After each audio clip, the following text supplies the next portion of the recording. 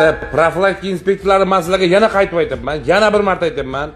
Daydi 0 bo'lib turibdi. Daydi vijdonsiz daydi yo'qmi Olmazor tumanida? Ichki ishlar tizimida topshiriqning qattig'i. Daydi topa olmasang, o'zingni yoki qarindosh urug'ingni daydi qilib hujjat rasmiylashtir. Ijtimoiy tarmoqlarda Olmazor tumani ichki ishlar bo'limi amaldori Abror Xudoyberdiyevga tegishli ekani aytilayotgan audio tarqaldi.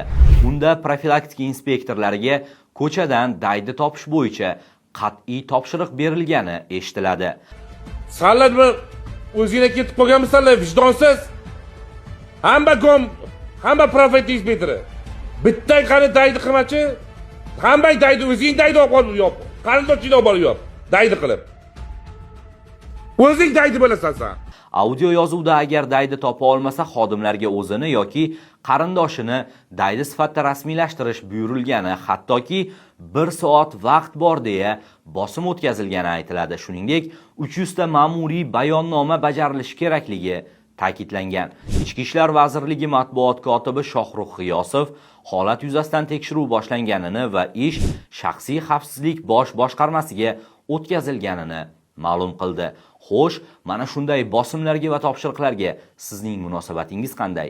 Fikrlaringizni izohlarda qoldiring va Anxoruzni kuzatishda davom eting.